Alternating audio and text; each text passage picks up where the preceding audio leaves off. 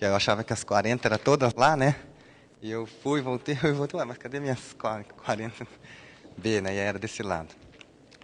Então, o meu nome é Emerson Saito, eu trabalho no SERPRO, que é o Serviço Federal de Processamento de Dados, né? E faço parte da equipe dedicada ao desenvolvimento do framework para as tecnologias Java, né? Especificamente JE, do SERPRO chamado Demosel. Então, alguns informes aqui da organização, né? Então, a gente solicita que desliguem os celulares ou deixem no modo silencioso, né? E, bom, aí tem a questão do aplicativo, né? Que o pessoal já tem comentado, que é o Macado, aonde pode ser feita avaliação, perguntas a respeito dessa nossa apresentação. Quem está controlando... Oi, a apresentação? Ah, estou tentando achar. Se você é sério, eu tenho um pendrive. Só um minuto então, pessoal. Está naquela mala ali? Vou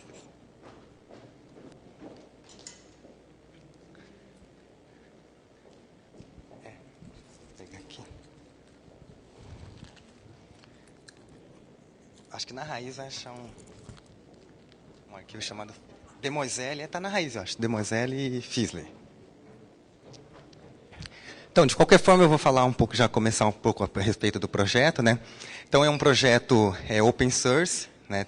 Ele está baseado na plataforma GitHub, né? Assim, na verdade, ele nasceu, né, um pouco antes, então a gente trabalhava no ambiente do SourceForge. Vamos ver se você está achando ali. Demosel e Fisley. Não é esse não. Esse é FTSL, outra... Parecido. Tá por nome? Sobe um pouco. Opa, aqui tem tanta apresentação, mas...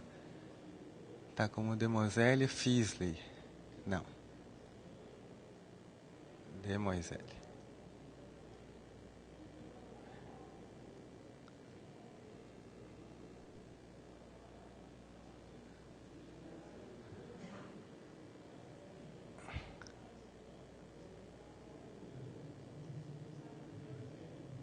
Olha lá, Fisley 16. Bom. Então, a gente começou no ambiente do SourceForge, daí a gente acabou migrando para o GitHub, que é uma plataforma mais social, né, uma forma mais colaborativa. Não sei se alguém aqui, vocês conhecem essa plataforma. Então, fica bastante exposto. Então, a gente tem todos os nossos códigos lá, exemplos. Então, para que as pessoas tenham acesso, é uma forma bastante simplificada. Na época do SourceForge, a única dificuldade era a questão de que você tinha que estar cadastrado no SourceForge, algumas coisas assim que eram um pouco burocráticas, a gente acabou mudando isso na versão 2. Né? Então, até tinha uma apresentação ali que o SERPRO ele faz parte do Ministério da Fazenda. Né? Então, o meu nome está ali, vocês vão ter acesso à apresentação, tem alguns contatos, o meu e-mail, Facebook, Twitter, né? Então, um pouco da história do Demosel, ele se atrela à história do próprio JE. Né? Então, a gente tem lá desde as primeiras versões do Enterprise Edition, né? E como vocês sabem, o Java ele tem a linguagem, que é o JRE, né? Que é a máquina virtual, que ela segue uma especificação e tem uma versionamento, uma nomenclatura toda própria. Né? Então, hoje a gente já tem disponível, por exemplo, a Java Virtual Machine na versão 9. Então, o Java 9 é uma versão da linguagem, que tem questões de sintaxe, a forma como você trabalha com a linguagem.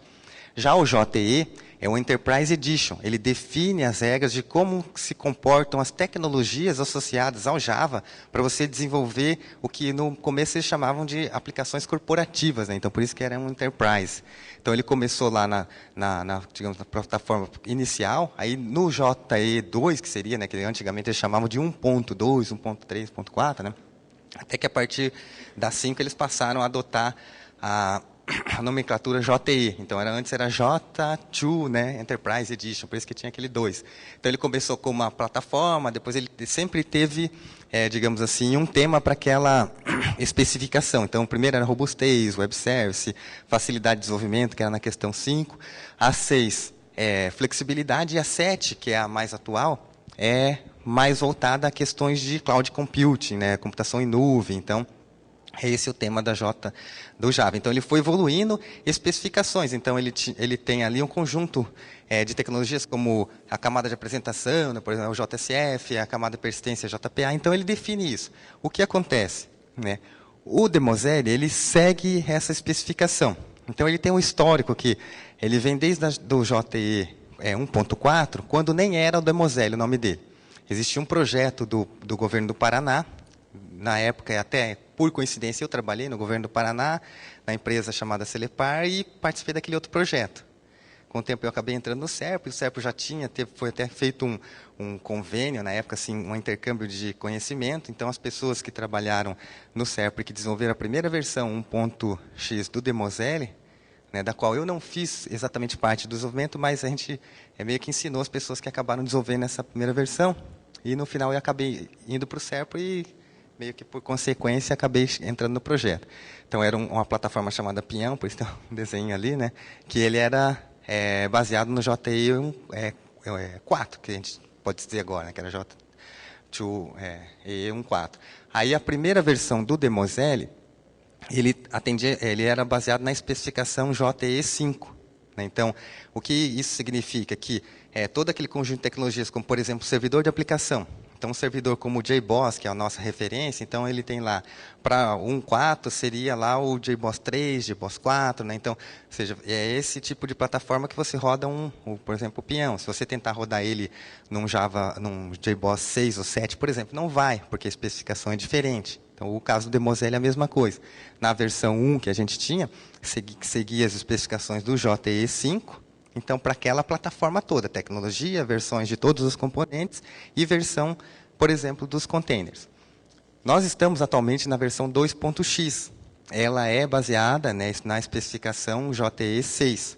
Então, container, a mesma coisa. As versões que a gente está utilizando do Demoselle, eles são referentes a JE 6. Então, as tecnologias, digamos, mais novas, que elas já estão ali, né, mas não estão ainda tão consolidadas, por isso que a gente até tenta acompanhar, mas a gente não tem uma versão, mas já estamos trabalhando nela, né? Ela trabalharia com a questão ali de elasticidade, JSON, HTML5, né, que a gente vai falar um pouquinho depois. Né?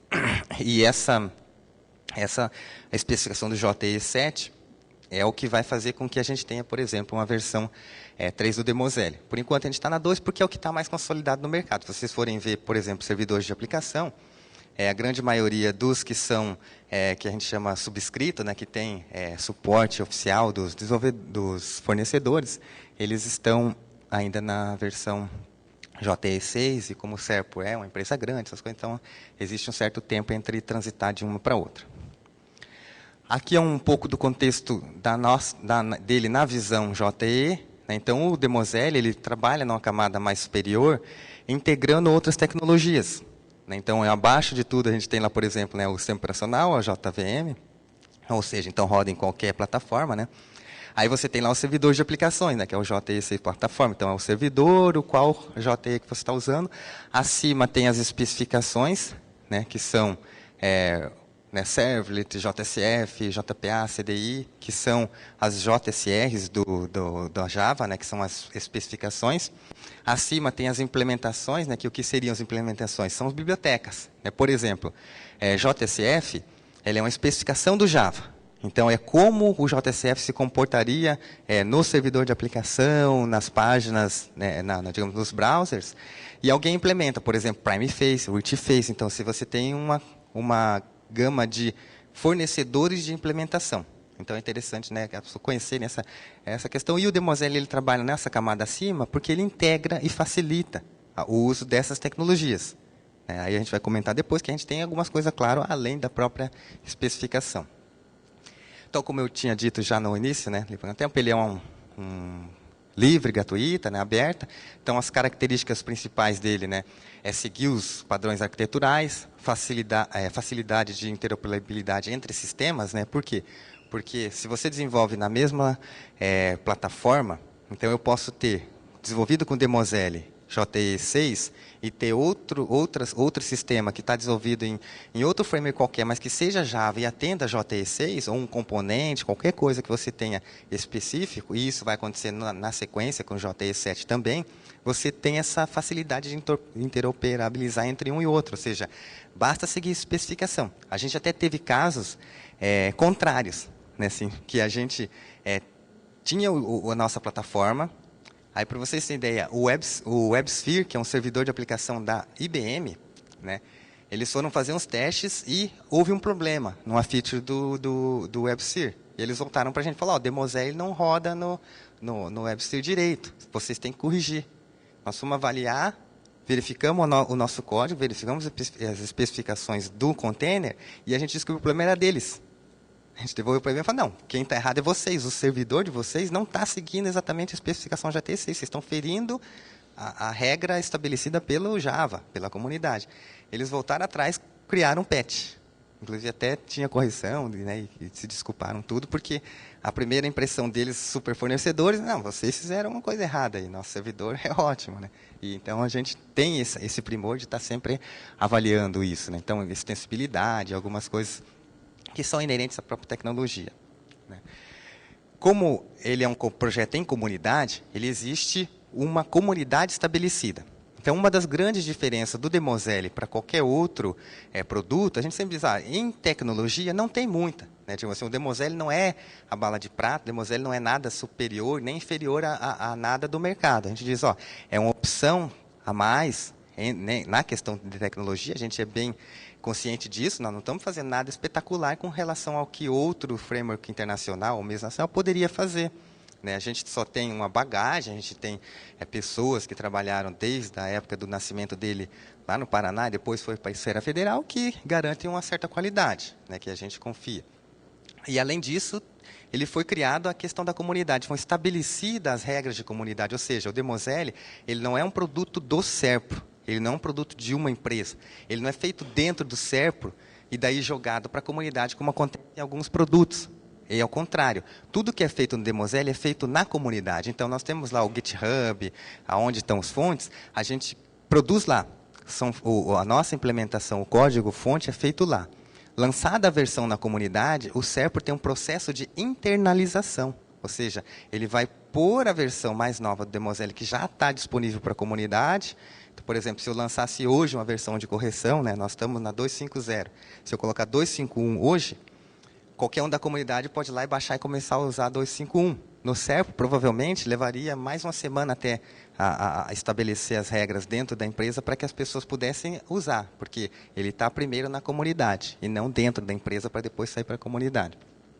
Então, o Serpro ele foi o criador, fundador e assumiu um papel chamado patrocinador. Ou seja, é uma entidade que patrocina. Então, como que ele patrocina? Ele mantém equipes como a gente. É claro que tem o interesse próprio da empresa e o interesse da comunidade. Mas aí a equipe está dedicada a atender os dois papéis. Um exemplo de comunidade parecida com o que está nascendo o Demoselle é o próprio a IBM e o Eclipse. Né? O Eclipse, que muita gente utiliza, e a gente também tem como base de plataforma para desenvolvimento, né, para ambiente. Ele foi construído pela IBM, né, tinha uma divisão no Japão que construiu o Eclipse, né, que desenvolveu o Eclipse, mas na hora que eles foram lançar o Eclipse, eles resolveram criar a comunidade, ou seja, vai ser open source e não vai ser um produto da IBM. Né, a IBM vai doar isso para a comunidade, estabelecer a comunidade e vai ser mais um lá patrocinando. Né, assim como o Serpro hoje exerce uma certa influência maior em cima do Demoselle, a IBM é quem até hoje tem a influência maior na comunidade do Eclipse, porque eles têm necessidades que vêm dentro da empresa e as pessoas que estão, os desenvolvedores alocados para o projeto, na grande maioria são da própria IBM. Né, porque é um interesse deles manter esse projeto. Mas é um projeto que existe lá, a Fundação Eclipse, um monte de coisas, como o próprio Java, né, que apesar de ser da Oracle, ele tem toda uma comunidade, várias empresas que estabelecem as regras e como ele é implementado. Hoje o Demoselle tem mais 3 patrocinadores que aparecem ali, né? Bank System, que é uma empresa, inclusive, privada, né, não é do setor público, ela está sediada em Recife, Pernambuco. O TRE, que é o Tribunal Regional Eleitoral do Pará, e a Prodepa, que é a empresa de processamento de dados do Pará também. Ali acabou 2 do mesmo estado, porque quem começou o trabalho com o Demoselle foi o Tribunal Regional Eleitoral do Pará, com um case bastante importante para eles, né? Que na época houve aquele plebiscito, não sei se vocês sabem, de divisão do Pará, que eles queriam dividir o norte e sul do Pará, então ficou um tempo lá. Naquela época não existia solução do TSE, por exemplo, que as pessoas falam, mas o TSE não fornece já sistema para eleição, tudo tão informatizado, com urna, com tudo, né? Assim, mas regionalmente não existe um sistema para dizer plebiscito para dividir estado. Né? E era papel do TRE lá do Pará, e eles, naquela necessidade, eles fizeram um estudo, até entrar em contato com a gente, que eles começaram a avaliar ferramentas que eles podiam fazer, porque eles não tinham segunda chance. Né? Ia ter, é um sistema assim, de altíssimo risco, porque tá marcado o dia que vai ter eleição, então não tem como testar, não avaliar, ou seja, começou, vai funcionar e acabou do jeito que acabar. Então eles tinham uma preocupação muito grande com que tipo de plataforma eles teriam, que teria suporte, que teria capacidade de aguentar toda a carga do Estado todo usando, né, para fazer essa apuração, resultados. Então, eles acabaram optando pelo Demoselle porque conhecia de contatos com o próprio SERPRO e viram quais eram os cases nossos na época, que a gente já tinha diversos sistemas, né, que até o Mazzoni, na abertura, o presidente Mazzoni do SERPRO já comentou, né, que são sistemas que atendem aí o país todo. Então, eles acabaram optando e criaram e acabaram sendo patrocinadores. E a Prodefa, por estar próximo ali, né, viu o case, sentiu também o tamanho da solução que foi implementada e acabou adotando também a ideia de ser um patrocinador, ou seja, dedicar pessoas para ficar desenvolvendo o projeto. Ninguém entra com dinheiro. Né? O projeto dele não precisa de dinheiro necessariamente, né? Ele precisa de gente desenvolvendo. É claro que se uma empresa quiser falar assim, não, eu não tenho gente para desenvolver, mas eu posso, de repente, pagar alguém, contratar alguém, seja, então é uma coisa relativa. Então, existe um conselho onde cada patrocinador tem lá o seu representante e existe também um que é eleito pela comunidade, né, que hoje, inclusive, até está meio... A gente está vago nisso daí, porque as reuniões de conselho têm sido feitas, mas as pessoas, digamos, da comunidade que antes assumiam essa cadeira, acabaram entrando para os patrocinadores. Né? Então, sempre era alguém, ou era do TRE, ou era do PA, do Banquista. Daí, quando eles acabaram assumindo, alguns anos, foi entrando aí todos eles participavam bastante do projeto, foi outro. E agora a gente acabou ficando um pouco vago com esse papel aí, mas a gente vai tentar fazer um processo para reeleger.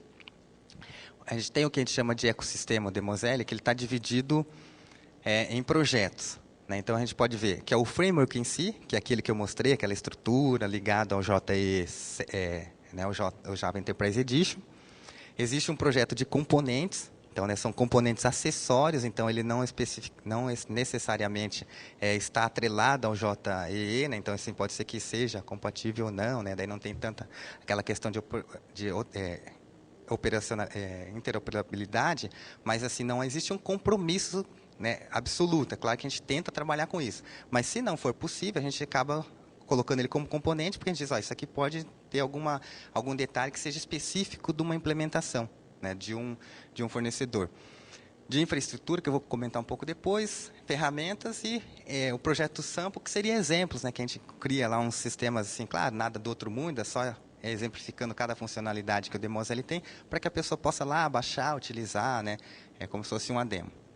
Existe também processos, que a gente diz, né, porque hoje em dia existe um processo de desenvolvimento, que é a parte, digamos, engenharia de software na teoria. Eu vou apresentar mais no final um pouco sobre o processo de desenvolvimento e o processo de negócio. Então, como se divide? O próprio framework em si, ele tem algumas divisões que eu comentei, que está relacionados a alguns projetos. Então, os projetos partiram dessas divisões. Nós temos o core, que hoje é o chamado JE6. Então, tudo que está no core do JE6, o básico do JE6, é o básico do Demoselle. E a gente tem abaixo dele o que são as extensões. Né?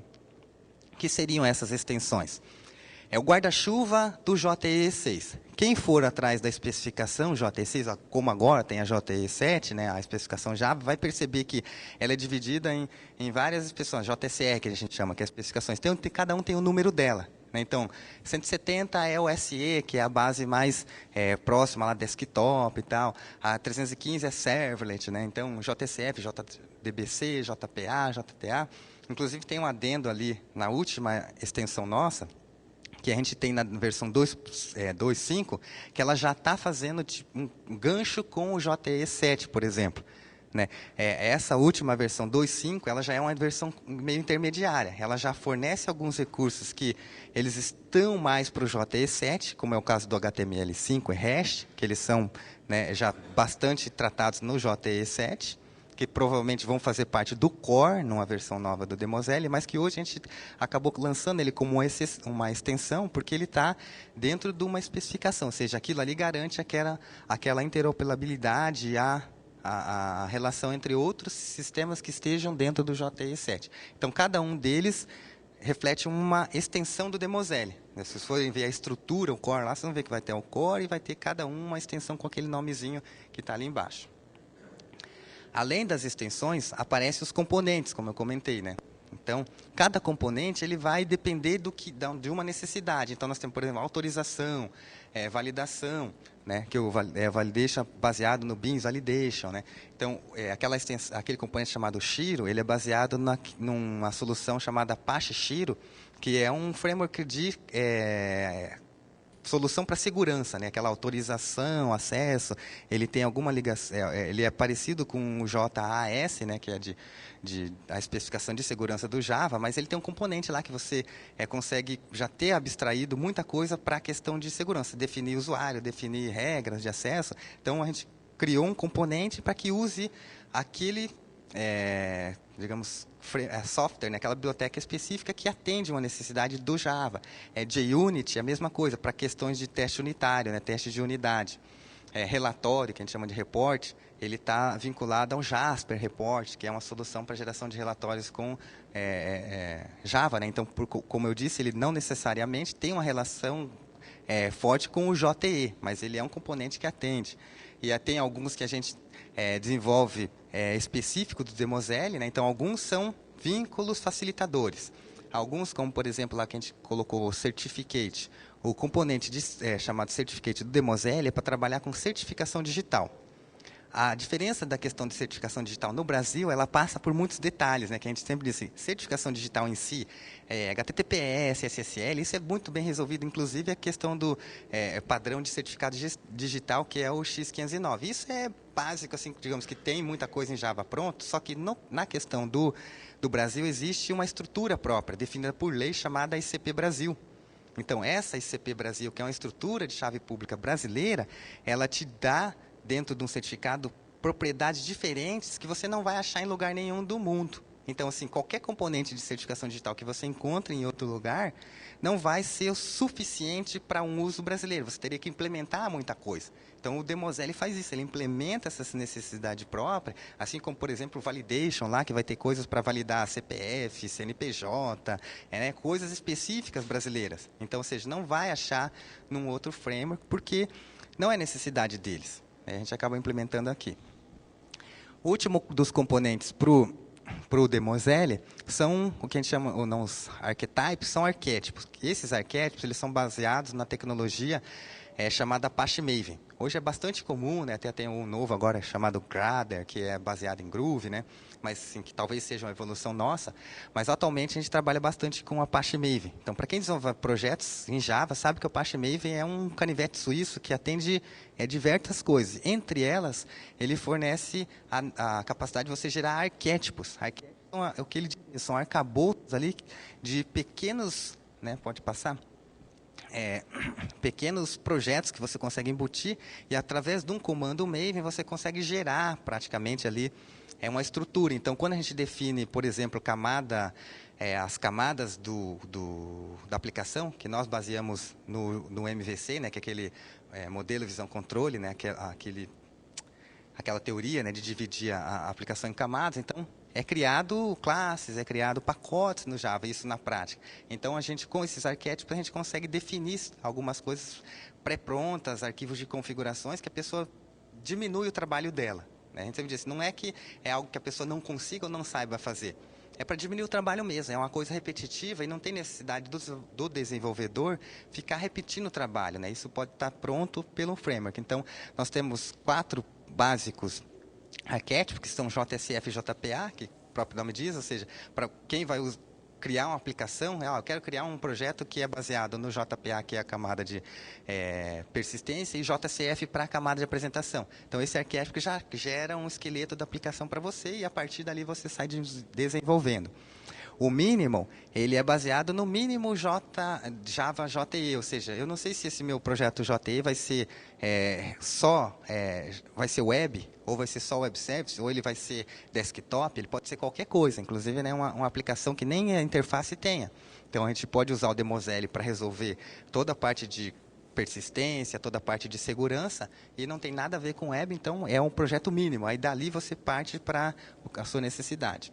Existe um arquétipo que é para o Vaadin, que o Vaadin é um outro framework de camada de apresentação, talvez até não muito conhecido do pessoal do Java, mas ele é baseado no GWT, que é o Google Web Toolkit, né, que é uma forma diferente de você desenvolver aplicações. Por exemplo, no JSF, você tem tags específicas das bibliotecas, como, por exemplo, Prime Faces ou Rich Faces, que é um jeito que você desenvolve. Então, você tem lá, eu sei que a tag barrinha 2 pontos P é um componente combo, coisa assim. No caso do HTML5 hash, que é o novo arquétipo que a gente tem, você tem o quê? Basicamente HTML5. Que daí a gente vai usar JavaScript para camada de apresentação, mas lá no HTML, né, a página HTML vai ser basicamente HTML5.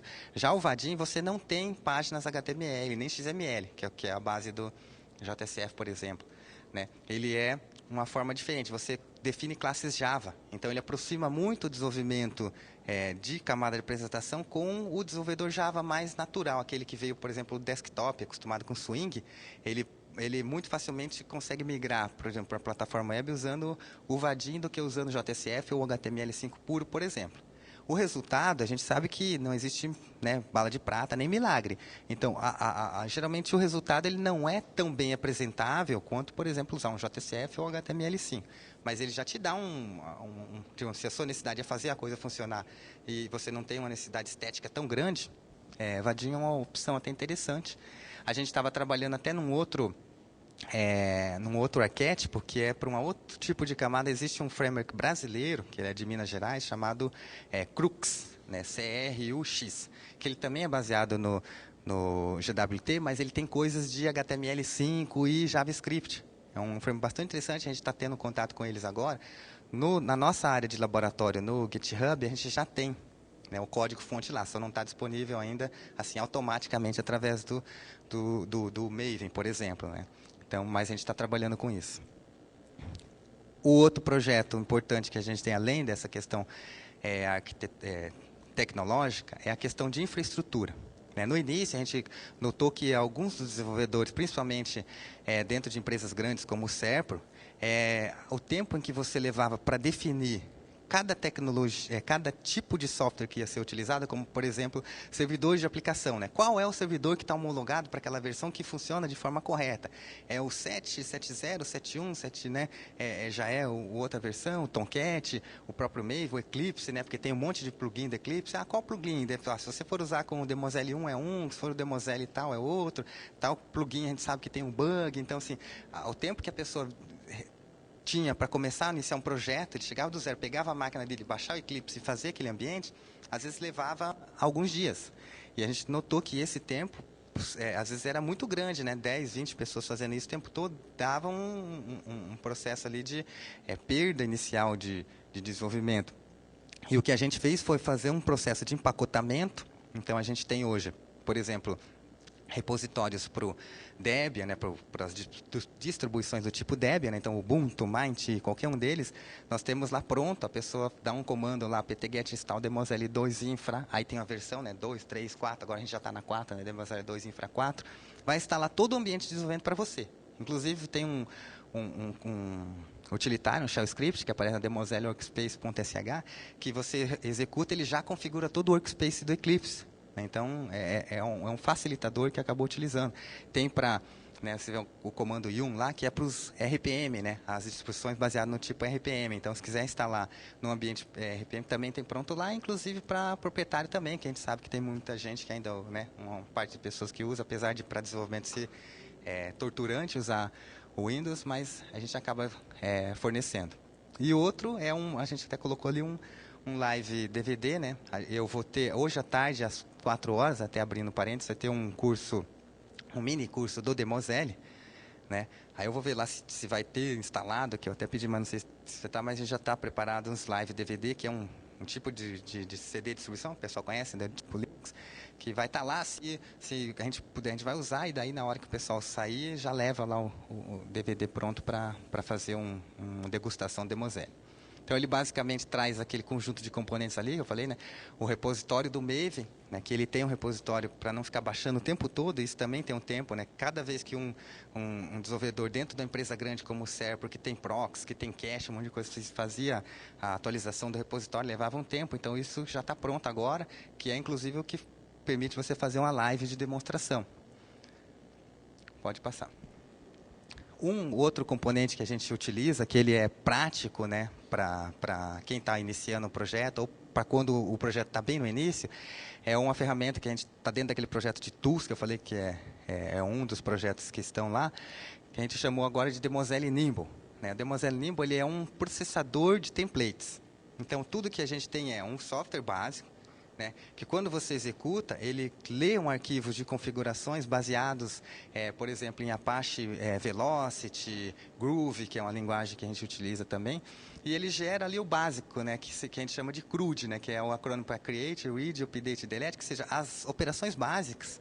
Né, então você vai ter uma telinha, aquela telinha CRUD, né, que aparece lá, a listagem, os botãozinhos de excluir, incluir e deletar, e o Demoselle também, né, na parte prática eu vou explicar um pouquinho melhor, que teria que ter um pouco mais de tempo, ele tem arquétipos pronto dele lá, que você consegue ter todas as operações básicas, não precisar implementar.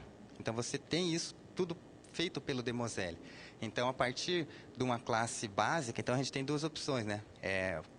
Você tem a classe Pojo, que a gente diz, que é aquelas classes anotadas com as diretivas do JPA, a partir dela eu gero todo o resto dos outros artefatos que eu necessito, como, por exemplo, as camadas de persistência, arquivos de configurações e até as páginas HTML também, XHTML. Então, eu posso gerar isso aí. Hoje a gente tem arquétipo e os templates, desculpe. Esses templates você pode mexer. Então, conforme a necessidade da sua empresa, você não precisa atualizar o software. Você vai lá e mexe só no arquétipo, consegue gerar coisas diferentes de acordo com a sua necessidade.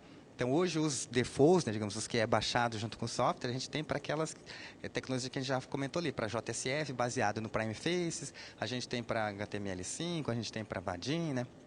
Então, tem uma série deles, inclusive atendendo, no caso de algumas, como, por exemplo, o JSF, do Prime Faces, ele tem uma biblioteca que atende aquela plataforma web mobile, né, que são componentes específicos para se comportar diferente num componente no dispositivo móvel. Né? Então, a gente tem arquétipo para isso também. Então, aqui está uma telinha de como funciona. Então, está a listagem, né, que eu falei. Então, nós temos a JSF, HTML5 Hash, que são atendidos por esse template. Na prática, quem tiver oportunidade, né, e for no mini curso à tarde, às 4 horas, na sala 701, se eu não me engano, que é naquele outro prédio lá. Tá? Tem que pegar os elevadores, subir lá. A outra questão bastante interessante do Demoselle, que faz diferença com relação, inclusive, a outros frameworks, né, não só nacionais como internacionais, é a questão de capacitação. Né? Então, o Demoselle ele não oferece só essa solução tecnológica, como também oferece recursos para que as pessoas se capacitem. Então, o que é a necessidade do Demoselle? Como eu comentei ali na sopinha de letrinhas, né, desculpem quem não tem tanta familiaridade, eu também não vou ter tempo, né, de estar explicando cada uma delas aqui, mas viu que lá existe uma sopa de letrinhas, né? Então, cada uma dessas tecnologias Java, ela tem lá um fornecedor que traz sua implementação e cada um tem suas particularidades. O Demoselle em si trabalha integrando eles. Então, inicialmente, a gente tinha tutoriais e treinamentos voltados para ensinar a Demoselle. Mas a gente percebia que tinha gente com dificuldade no Maven, no JSF, no JPA, né? Então, no próprio CDI, que é a parte de injeção. E esse conhecimento era difícil de a gente conseguir que a pessoa já tivesse pré-requisito para isso. No início do Serpro, né, tinha pessoas que claro, nem todo mundo saiu usando. A empresa tem 2.000 desenvolvedores, então quem começou a utilizar o Demosele era quem já tinha experiência, então já conheciam uma boa parte da tecnologia Java, só não usavam um framework como o Demosele ou usava outros, ou resolvia tudo na mão, né? Então, essa primeira leva de desenvolvedores, primeira, segunda, acho que até uma terceira leva, tudo bem, eles levavam na boa, que eram desenvolvedores experientes. Mas aquele egresso de um concurso, né, ou a empresa lá particular que contratava gente nova, esse tinha dificuldade. E a gente acabou criando, através da plataforma Moodle, que vocês devem ter visto, alguém, né, eu vi que teve palestras sobre a plataforma Moodle. Ela é utilizada bastante pelo SERPRO através de um órgão nosso, de uma divisão dentro do SERPRO chamado UNISE, que é o acrônimo para Universidade, é Uniserpro, desculpe, é a Universidade do SERPRO, que é a Universidade do SERPRO, é um departamento do SERPRO voltado à capacitação do próprio SERPRO. Aí, com o tempo, o SERPRO, com essa visão mais social, né, que tem tido o SERPRO nos últimos anos, ele tem aberto não só a questão de código, mas também essa questão de capacitação. Se você for procurar, eu até acabei não colocando isso, mas seria interessante, porque existe um site da própria Uniserpro, onde tem outros cursos além do Demosele. Então, a pessoa pode se capacitar de forma gratuita através dessa plataforma do SERPRO, e a gente, né, em conjunto com essa equipe, com esse departamento, conseguimos produzir conteúdos no formato EAD. Então, o formato EAD, o ensino à distância através da plataforma Moodle, ela é diferente de fazer um tutorialzinho passo a passo. Ele tem característica diferente, tem que ter tutoria, então o formato dele é diferente e nem sempre é o mote do desenvolvedor. Então, tem pessoas lá capacitadas, né, na questão didática, que ajudaram a gente a construir o que a gente chamou de trilha Demosele. Então, essa trilha ela basicamente tem a questão do Demosele, que é o que eu falei na Framework 2, que ensina as questões do Demosele. E daí tem as outras 4 que são os pilares do Demosele, como por exemplo CDI, né? Então o curso lá Context Independent tem toda a característica. Então para você passar, para chegar ao Demosele, você teria que ter esses pré-requisitos. Então você faz primeiro aqueles cursos ali. Então tem tem o de JPA, né? O de JSF e o de Maven, né? Então, e esses cursos, eles são gratuitos, eles não têm custo nenhum para as pessoas. É claro que eles seguem o nosso cronograma. Então, a Uniserpro, né, ela vai com os primeiros que precisa de tutor, é outra coisa que a gente até conseguiu já capacitar algumas pessoas da própria comunidade. A gente precisa de um tutor e precisa de agenda, né, as pessoas se agendarem para participar disso. Mas entrando no site lá do próprio Demosele, você consegue ter link, né, ou procurar na própria internet. Se você procurar lá a parte Maven EAD, né, Demosele, é capaz que já caia lá nessa nossa página. Aí tem lá para você fazer o pedido de inscrição, que pode ser um jeito de você chegar até ele. A forma mais fácil de fazer, e eu vou deixar, e o link está praticamente no último slide lá, é participar da comunidade. Então, nós temos lá uma lista, que é uma lista de usuários, né? Então, baseado no SourceForge, você pode se inscrever e receber o mail listing. Então, estando ali, é muito mais fácil, porque a gente está anunciando quando vai ter curso, quando abre as vagas, e lá mesmo você pode mandar um e-mail, que a gente vai acabar lendo, dizendo, quando vai abrir, eu queria me inscrever, quero passar meus dados, né? As pessoas vão poder ter acesso a esse material. Aí,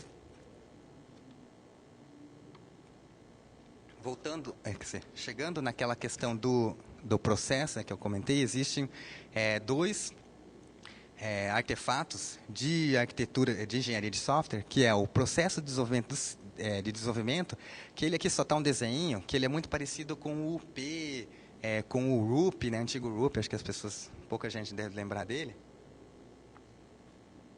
Mas é um processo baseado em técnicas ágeis, né, que ele tem lá interativo, incremental, toda aquela técnica de desenvolvimento de software. Dentro, né, nós temos lá no Demosele, isso está no ambiente, ainda está no SourceForge, porque é onde a gente coloca a documentação, as coisas nossas lá. Então, no ambiente SourceForge tem o link, e na apresentação, na verdade, essa figura já é um link. A hora que vocês baixarem a apresentação, ele já vai mandar vocês lá, aonde tem uma estrutura, né, baseada nesse momento, que vai te dizer tudo. Vai dizer assim, no início da concepção, quais são os papéis, quem que desenvolve isso, quais são os documentos que você precisa produzir, ou seja, ele te orienta a você fazer a parte de análise de requisitos, de análise para chegar naqueles artefatos, como, por exemplo, classes UML, que vão definir o seu projeto, o seu sistema. Aí, a partir dele, você vai começar a desenvolver. Então, toda a fase de engenharia de software, desde a concepção até o descarte está previsto nesse processo de desenvolvimento. É claro, tem empresas que têm, tem muita gente que a gente sabe que tem, ou se baseia no seu próprio processo, mas a comunidade do Demoselle sentiu que isso era uma necessidade, o CEPRO tinha um know-how bastante interessante sobre isso e resolveu compartilhar, né, com a comunidade através desse daí.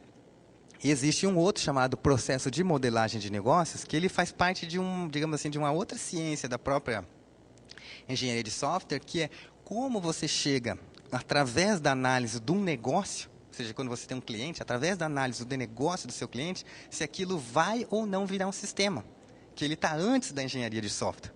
Né? Então, às vezes as pessoas pensam em fazer um sistema, que é o que eu lembro da faculdade, que o professor, naquela época, faz um tempinho que eu fiz isso, né, que eu me formei, então ele dizia assim, o analista de sistema, ele não pode pensar que tudo vai virar sistema. Analista de sistema não necessariamente está dizendo que vai virar um sistema. Muitas vezes o analista de sistema não faz esse papel, que é o que poderia estar acontecendo, ele pode sempre, né, ter um cliente, né, que vai pedir uma consultoria e ele avaliar a empresa dele e dizer, não, ó, você já tem processos aqui que pela simplicidade não vale a pena você informatizar, mas você pode organizar eles de uma certa forma, que quando eles forem se tornar insumos para que entrem no sistema, eles estejam melhores, adequados. Né? Ou seja, mesmo não informatizando, você sistematiza, né, o seu cliente através de outras ferramentas, inclusive não necessariamente sistemas. Apesar de que hoje em dia, né, a informatização ela é obviamente bastante forte, né, do que foi no início da engenharia de software. Né, mas isso é importante e esses processos ajudam bastante a você entender esse procedimento. Né? Então, um pouco da questão do reconhecimento, né, que né, como qualquer projeto, a gente precisa que, né, tipo assim, não que é uma necessidade nossa, mas é interessante quando você vê que há um reconhecimento externo, né, então a gente teve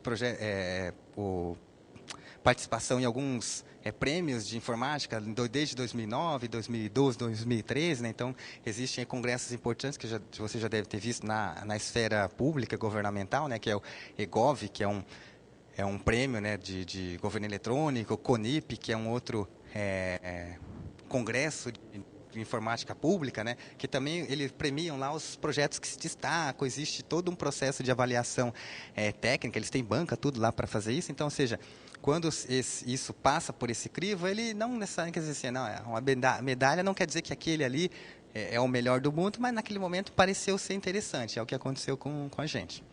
De planejamento para 2015, né, e 2016 é o JE7, que é o óbvio, né, que desde a primeira do slide eu disse, que a gente tem a questão de basear a nossa implementação na especificação Java.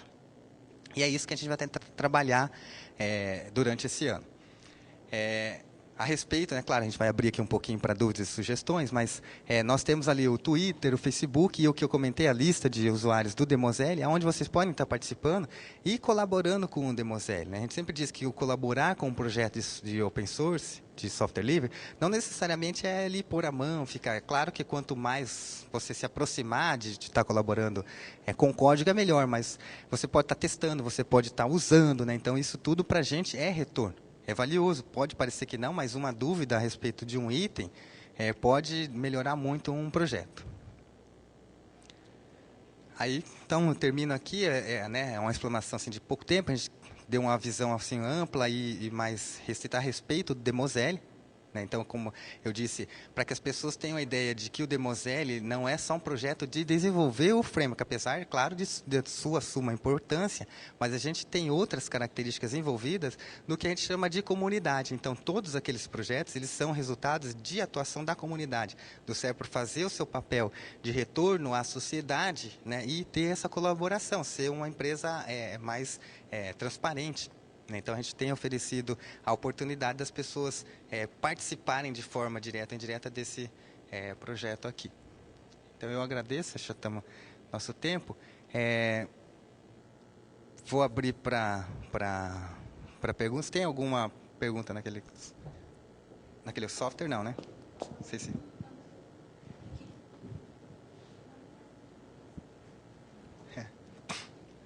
Mas eu vou abrir aqui para o pessoal que quiser fazer algumas perguntas.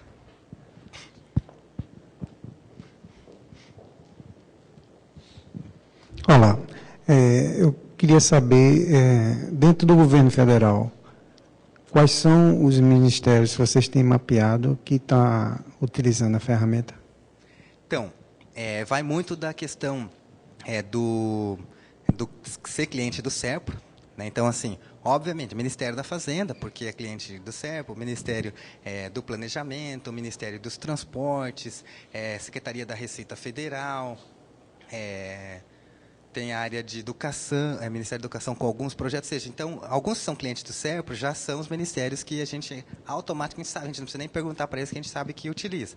Existe algumas, porque ministérios, quando você diz, né, assim, pode ser bastante específico, porque alguns ministérios têm empresas ligadas a esse ministério, como o próprio SERPRO, é uma empresa mista ligada ao Ministério da Fazenda.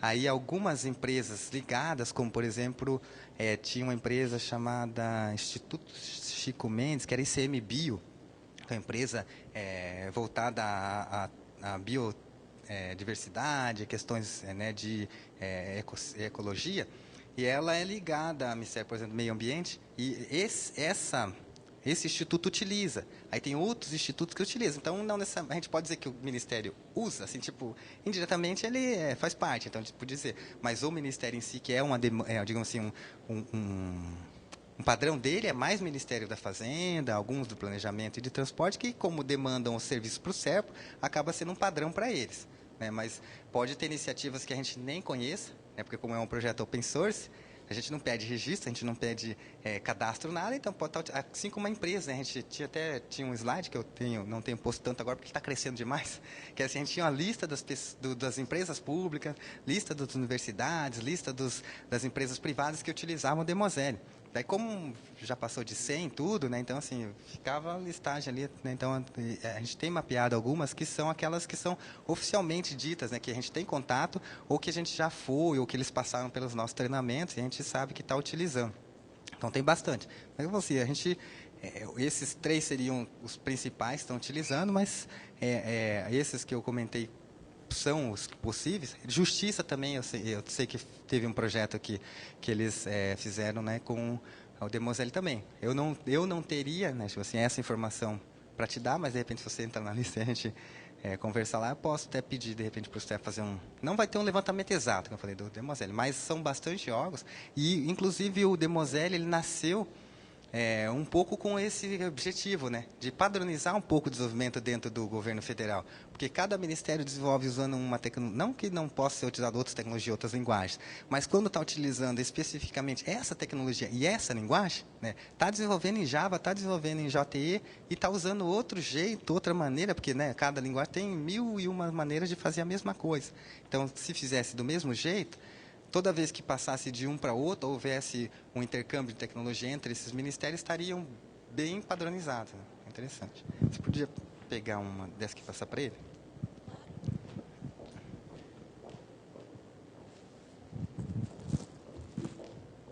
Mais alguma pergunta? Então, como eu disse, se vocês precisarem, vai ter o download do material ali, a gente está disponível através da comunidade. Vai ter o curso hoje às 4 horas, que a gente vai poder entrar em um pouquinho mais de detalhes, quem gosta e quer aprender um pouquinho mais dos detalhes técnicos, né? Eu vou encerrar a minha apresentação, eu só vou fazer, tem umas camisetas aqui que é institucional. Por diga. Eu cheguei meio atrasado, mas a questão dos cursos que vocês fornecem, você falou que são gratuitos. Tudo gratuito. Né? Tem limite de capacidade de pessoas sendo curso, alguma coisa do gênero, não? Ah, sim. O próprio curso, né, a gente define um limite baseado no que o tutor tem capacidade de atender. Né? Então, nossos cursos, geralmente, eles são para 30 pessoas para cada curso que abre. Então, quando abre um curso, é 30 pessoas. Então, houve casos, por exemplo, quando há uma demanda interna do SERPRO de treinamento, de ter um mês ali, digamos, um curso de JSF e ter 3, 4 turmas no mesmo mês. Porque a gente arranjou 3 ou 4 tutores e cada um desses tutores tem a capacidade, a gente está até numa época pensando em diminuir, porque é pesado para o tutor, né? Tem trabalho, tem prova, porque esses cursos em EAD, eles têm avaliação, então avaliação teórica, alguns têm avaliação prática, né? Você faz lá um pedaço de código e manda, o tutor vê se está certo ou não, para que você tenha um certificado. No final de cada curso EAD existe um certificado emitido pelo Unicerpro, né? Pelo Serpro, em que atesta ali, então a pessoa tem aquele certificado, ele concluiu esse curso com um aproveitamento de pelo menos 70%. do curso. É onde a gente sabe se a pessoa teve uma assimilação. A gente sempre atenta também que são cursos introdutórios, né? Então, são cursos de 30 horas, a maioria deles, à exceção do Demoselle, que é um pouco mais extenso, né? Ele tem 40 horas, se eu não me engano, e os outros têm 30. Então, como é formato em AD, a gente divide isso como, né, na proporção de 1 hora por dia. Então, assim, se a pessoa se dedicar 1 hora por dia para ir lá e cumprir um pouquinho das atividades, então ele fica aberto geralmente por 4 semanas, né, cada curso. E é esse limite, é o que falou, se a gente conseguir um tutor e abrir um curso, tem 30 vagas. Né, então, a gente vai e anuncia geralmente na comunidade, está aberta as inscrições para tal curso. E 30 minutos já acabou.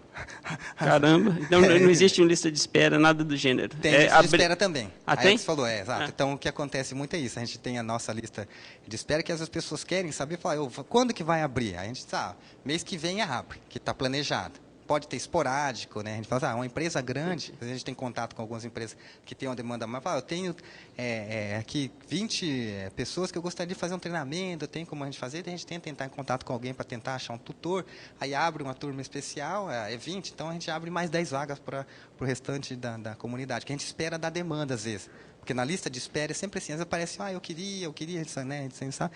Aí, quando a gente vê que está numas 15 pessoas, pelo menos, já é o suficiente para abrir a demanda. Aí, a gente faz a chamada na comunidade, os 15 restantes aparecem em meia hora, aparece já. Ok, muito obrigado. Uhum. Mais alguém?